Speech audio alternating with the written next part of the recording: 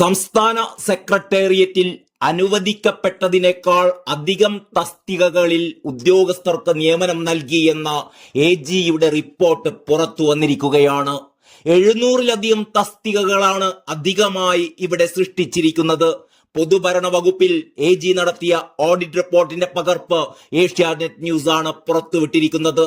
സർക്കാരിന് വേണ്ടപ്പെട്ടവരെ ഭരണസിരാ കേന്ദ്രത്തിൽ ഇഷ്ടം പോലെ തിരികെ കയറ്റിയതിന്റെ നേർസാക്ഷ്യമാണിത്. സെക്രട്ടേറിയറ്റിൽ 53 അഡീഷണൽ സെക്രട്ടറിമാരുടെ സ്ഥാനത്ത് 92 പേരാണ് ജോലി ചെയ്യുന്നത്. 38 ജോയിന്റ് സെക്രട്ടറിമാർ വേണ്ടിയിടത്ത് 71 പേരുണ്ട്. ഡെപ്യൂട്ടി സെക്രട്ടറിമാരുടെ തസ്തിക 49 പക്ഷേ നിലവിലുള്ളത് 63 പേർ. 136 അണ്ടർ സെക്രട്ടറിമാരുടെ സ്ഥാനത്ത് 172 പേരുമടക്കം ഉന്നത തസ്തികകളിൽ മാത്രം 122 പേരാണ് അധികമായി ജോലി ചെയ്യുന്നത്. എൻട്രി ലെവലിലും മിഡിൽ ലെവലിലുമായുള്ളത് 372 അധിക തസ്തികകളാണ്. ആകെ 705 അധിക തസ്തികകൾ സൃഷ്ടിച്ചു എന്നാണ് AGയുടെ കണ്ടെത്തൽ. വിവിധ വകുപ്പുകളിലെ ഉദ്യോഗസ്ഥന്മാർ ഡെപ്യൂട്ടേഷനിലേക്ക് പോകുമ്പോൾ സമാന തസ്തികയിലേക്ക് ജൂനിയറായ ആൾക്ക് സ്ഥാനക്കയറ്റം നൽകുകയാണ് ചെയ്യുന്നത്. പക്ഷേ ഡെപ്യൂട്ടേഷൻ കഴിഞ്ഞ് ആ ഉദ്യോഗസ്ഥൻ തിരിച്ചെത്തിയാലും അധിക തസ്തികകൾ തുടരും. അതാണ് രീതി.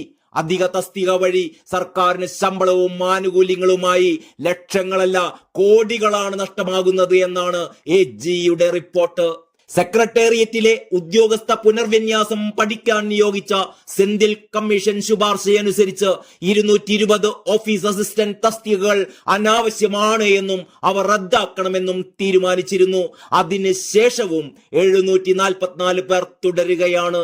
ഈ ഓഫീസ് സംവിധാനം നിലവിൽ വന്നതോടെ കമ്പ്യൂട്ടർ അസിസ്റ്റന്റ് തസ്തിക അനാവശ്യമായി മാറിയിരുന്നു. നിലവിലുള്ള 448 തസ്തികക്ക് പകരം 204 പേരുടെ ആവശ്യമേ ഉള്ളൂ എന്നാണ് ഉദ്യോഗസ്ഥ ഭരണ പരിഷ്കാര വകുപ്പ് തന്നെ ശുപാർശ ചെയ്തിരിക്കുന്നത്. എന്നാൽ ഇപ്പോഴും 415 പേർ ഈ തസ്തികയിൽ ജോലി ചെയ്യുന്നു എന്നുള്ളതാണ് വസ്തുത.